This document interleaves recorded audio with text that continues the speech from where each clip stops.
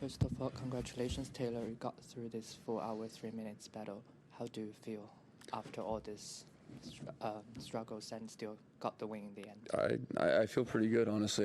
It's fortunate that it's a Sunday match, so I'll get 2 days now to recover. So, I think I'll be back to 100% for the match on Wednesday. It would be, and yeah, it was a really tough match, and myself and my team worked me really hard following the loss at our team being at a United Cup. We had this extended amount of time to be here and train, and we pushed it really, really hard. So I felt confident during the match today, just in my fitness and feeling fit, strong in the fifth set. And I think ultimately that kind of made the difference in the end. I think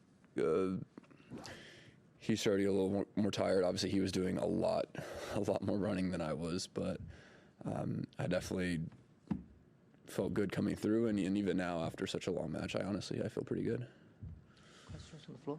Just on your ankle, we can't tell obviously how you're feeling with it, but just a lot of tape. You can see that from watching. Like, how was that a concern, or did you obviously you won the second set still? So did you shake it off right away, or was that a lingering concern for you the rest of the match? Yeah, I think I'm going to have to tape my ankle for the rest of the week for sure. But after I got just a couple minutes to just sit down and when she was taping it, it already started to start feeling a bit better. I'm lucky when the ankles go that way.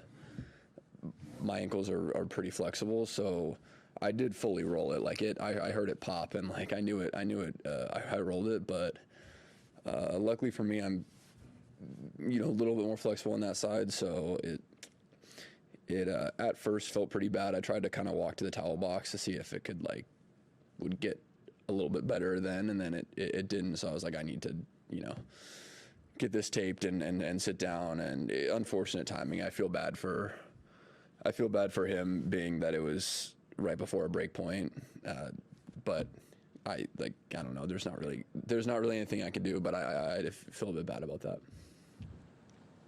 Same ankle as Indian Wells? No. No. The one in Indian Wells, though, I didn't even roll it. It was like a pinch. Hard to explain, but what happened to me in Indian Wells, I've never had happen to me before. But this is just like a roll. But also, John Cain Arena, low-ranked player playing out of his mind. Was there flashbacks to last year? I was thinking I don't want to play on John Cain anymore, but no. Look. I think the first set was the lowest level of the match. I didn't play well in the first set, and honestly, he played his worst set in the first set, I think, and the rest of the match, I raised my level, and I know people that didn't watch the match are gonna look at the score and think that I'm maybe out of form or not playing great, but there needs to be some respect given to this guy. He's really good, honestly. That's what I told him at net. I shook his hand. I said, "You're really effing good." And yeah, it's tough. He was returning serves that I feel like nobody returns unless they full guess on it. He wasn't even picking sides. I'm hitting bombs and spots on the lines, and he's putting the returns on the baseline. Honestly, I've never seen anything like that. And yeah, if I played average level today, I wouldn't have won the match, and that's a lot. And I had to play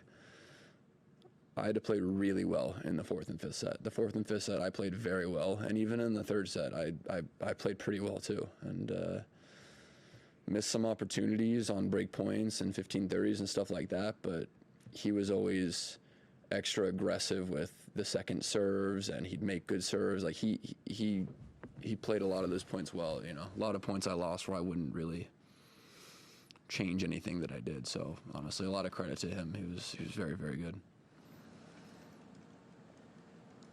Any other questions on the floor?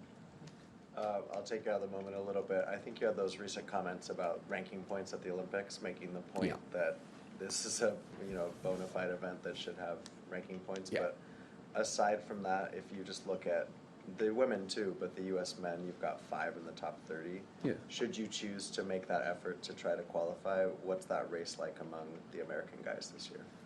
I mean, it's tight. I don't really want to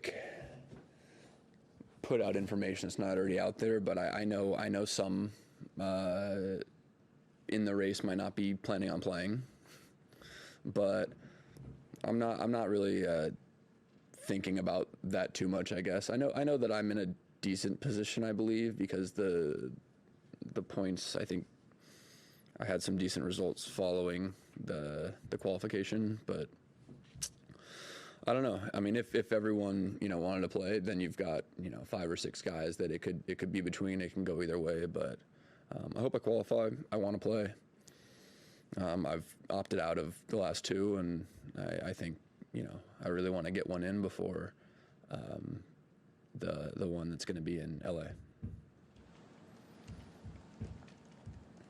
What's that going to be like this year, just looking ahead in terms of surface switching, going hard clay, grass clay, hard, just like it's for big events on all those things too? Yeah, I mean, it's pretty inconvenient, It goes back to what I said before. I think I do truly think, with the Olympics and the whole points thing, if there's no tournaments during the Olympics, then sure, you don't need points at the Olympics, but it's tough. You're taking a bit of a hit to play, especially as an American. I'll be defending a title that week, which I just won't defend, and it is what it is. But for me, that the way I look at it is, I think you go to try and win a medal. I think my best opportunity to win a medal will probably be when it's in the States in 4 years, and I think my chances will be better if I've already played Olympics before and kind of have that experience under my belt, and I'm not just showing up for the first time to play the Olympics when I'm 30. So that's kind of my thought process. Thank you. One more, sorry. Another thing that's sort of a bit hit and miss is the changing tennis balls so frequently. I know that there's plans to change it in 2025 if possible.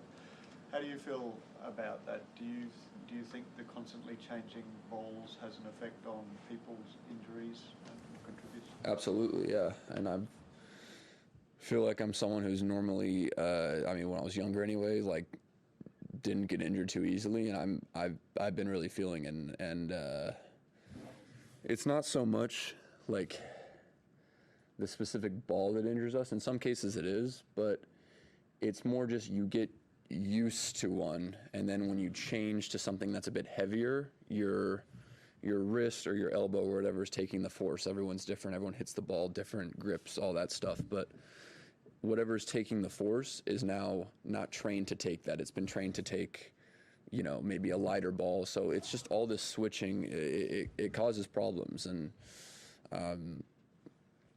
it's something that, I've kind of, when we fill out our forms at the end of the year to assess ATP, what we think can be improved on, all that stuff, that's something I've put in the comments every single year since I've started on tour, is that tournament swings have to have the same balls. Have you promoted a suggestion to them? I have lots of suggestions, but they're all logistical nightmares with how deals are done and brands pay tournaments and stuff. I think we should have one ball that's just agreed on, and we play with it. And whatever tournament, whatever ball company is a sponsor, you just brand it. They put their branding on the ball for that week. But I think that's a logistical nightmare, but it makes too much sense. Right. Does this feel like something people have talked about more in the last half a year or so, this ball switch thing? But has it been switching more drastically? You've been on tour for 7 or 8 years at this point. Is it as much switching as it was then when you first came on, or is it more drastic week to week ball type switches? It feels like it's more, but it might just be because the more time you spend on tour, you become a bit more just receptive to these little changes because you've been around for so long. But I'd say last year the U.S. Open series was a little ridiculous, Atlanta, Dunlop to Technofiber, Washington to U.S. Open Wilson's in Toronto to U.S. Open Wilsons in Cincinnati that were 100% not the same ball, and everyone will agree with me on that. It's just like 3 different balls, or I guess 4 different balls in 4 weeks. It's just crazy. Just one question. You said you hit it pretty hard since the United Cup. What did that look like? What was that involved when you were at that level? I mean, it looked like, I was going about 2 hours on court every day. I think we would have actually wanted to go more on court, but just dealing with some minor injuries, we wanted to, make sure we're better.